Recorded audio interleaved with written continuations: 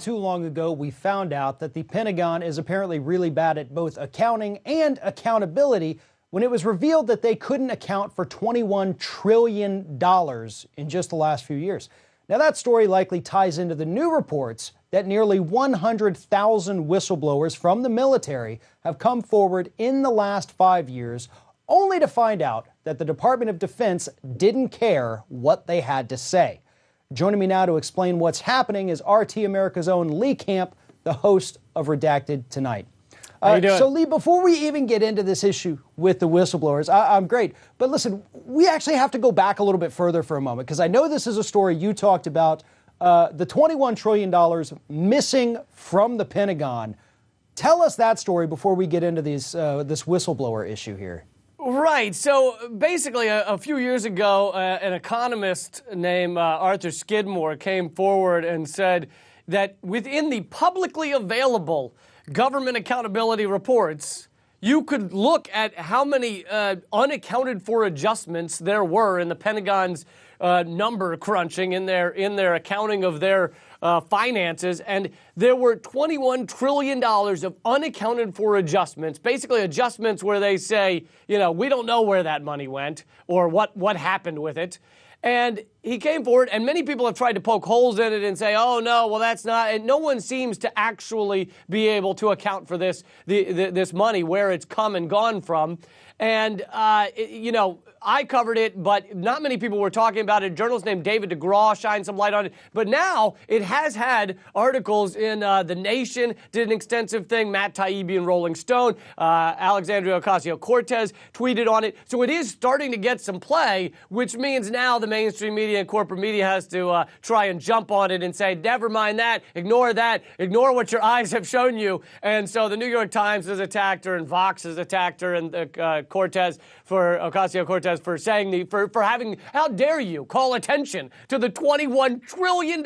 No one can even process that amount of money. You know, if you made $40,000 a year, it would take you over 500 million years to make $21 trillion.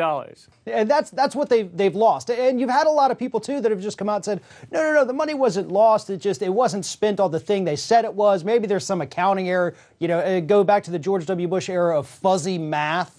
You know, those are some of the ridiculous excuses they've used to try to cover up the fact that $21 trillion is just suddenly gone. So now, okay, we've got almost 100,000 whistleblower complaints in the last 5 years, which is an obviously insane amount of complaints.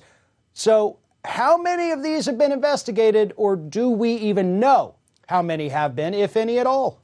Yeah, this is coming from another Government Accountability Office report. This is the, DOD Inspector General that researches these things. And hidden within the report, they happen to mention that of the 95,613, I believe is the number, whistleblower complaints over the past 5 years, they've investigated about 90, or not investigated, sorry, not even looked into 91%, over 91% of them. So almost the entirety of these 95,000 whistleblower complaints over just 5 years have even been looked into. I mean, forget whether they were substantiated or not. They're not even looked at. So, and it kind of makes sense. Like when there's this much money and manpower and weapons of death that are exchanging hands, flying around the world, $21 trillion going unaccounted for adjustments, you'd expect there'd be some people that are like, hey, it seems like something's going wrong here. Why is this happening? Why is that happening? And sure enough, there are. We just don't hear about it, except hidden within the fine print of the Government Accountability Report that came out a few weeks ago. I mean, if you were to average this out, this would be a whistleblower coming forward every 6 minutes of every business day for 24 hours a day for the past 5 years. Well, what's really interesting to me, too, is that we're not talking about an underfunded, we've slashed all the staff in this particular branch, I guess you'd call it, basically a branch of the government. We're talking about the most heavily funded, to the tune of more than $700 billion per year. And when you have, as you pointed out, every 6 minutes, essentially, for the workday, somebody coming in and saying, you won't believe what I found over here, and they're just saying, no, we're good. Don't worry about that. Don't talk about it. We've got $700 billion plus in fund money to play with, and we don't need anybody raising any red flags about what we're actually doing with it. I mean, I think a lot of this would likely stem from either misuse of funds, getting overcharged, contractors selling us something that's not quite right. It's stuff we see all the time with the military, isn't it?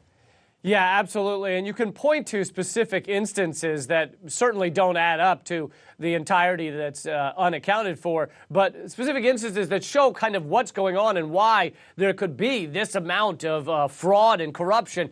For example, the Guardian covered the fact that in 2003, we shipped pallets of cash to the tune of, I think, $13 billion.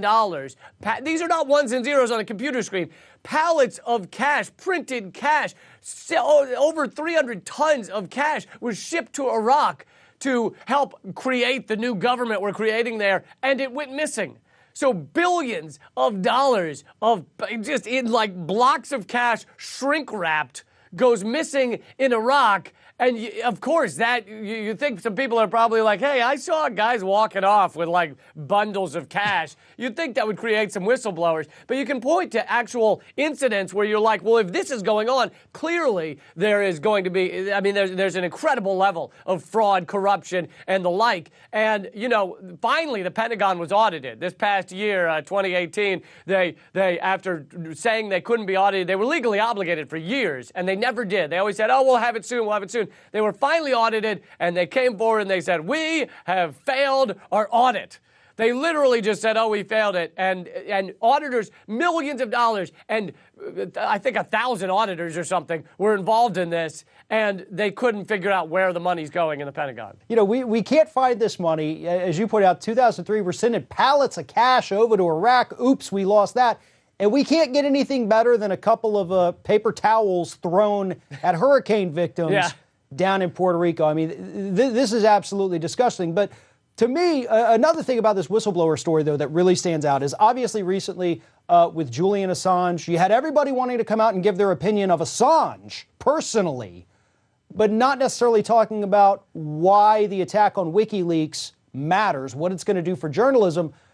And so this story here, where we have 95,000 plus whistleblowers who most of them get silenced, doesn't that really show us why groups like WikiLeaks are important? Because that's one of the few groups out there that was telling us how horrible the Pentagon is, how bad the Department of Defense is, and now we're just letting these attacks happen on them like nothing matters anymore?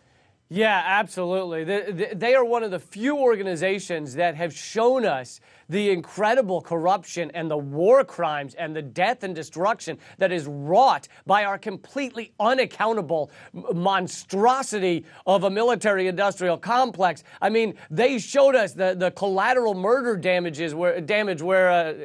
video where the helicopter pilots are just murdering Iraqi civilians and laughing about it. I mean, that's what goes on. And without WikiLeaks, you wouldn't know about so much of this stuff. Of course, that is one small example. They showed us the Afghan diaries, the Iraq war logs, just endless examples of corruption and fraud and war crimes. And honestly, none of it would have been revealed without WikiLeaks, which is why our ruling elite or powers that be or whatever knew they needed to shut up Julian Assange, and they needed to really do what they could to crush WikiLeaks. Because for the first time in years, our military-industrial complex was accountable to something. The American people were seeing what happens within our giant economy of death, because this is a lot of people making a lot of money off of death and destruction and overturning of governments and collapsing countries. And it's an economy of death, and we need to switch to an economy of peace,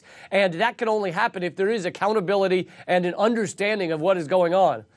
Speaking of, economy of death, the last 48 hours, essentially, down in Venezuela, absolutely horrible for the country. The U.S. is backing this coup. And now we also find out within the last 36 hours that Erik Prince, the big news about him that was overlooked because they want to press charges against him, Erik Prince has actually been shopping around the idea to both the elite in Venezuela and the U.S. government that, hey, let me send my private Blackwater mercenaries down there, a couple thousand of them, do the job for you, pay me $40 million.